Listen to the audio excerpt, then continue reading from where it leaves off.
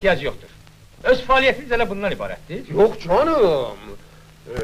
Hele program devam ediyor. Kulübün faalları, Hüseyin opacıları bu saat öz maharetlerini gösterecekler.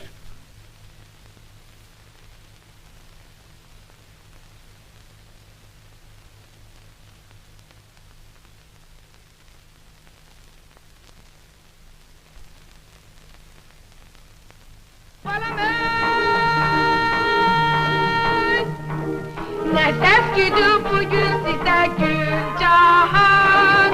Toydu bizim evimizde Gülbadam.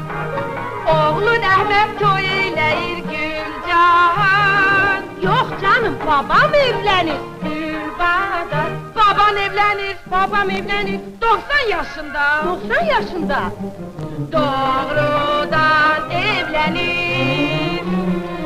Canı için evlenir.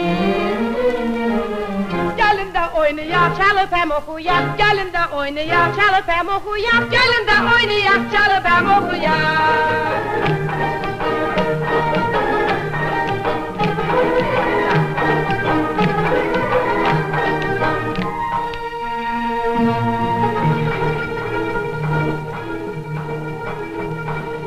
Zehra, gel bir de. Gel. Haydi. Balam Sağ olun, kifayet. He? Kifayettir, sağ olun.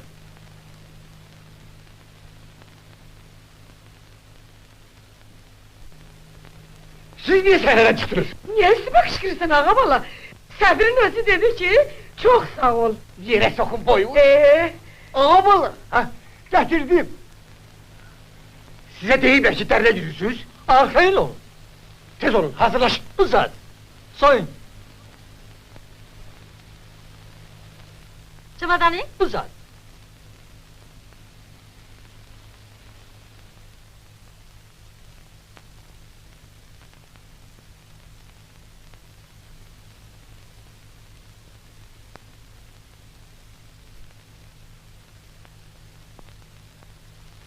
Koreografik etüt. İfa ediler gazmacı Anton Raspopov ve montajcı Clara Kalımacı'na. Başla.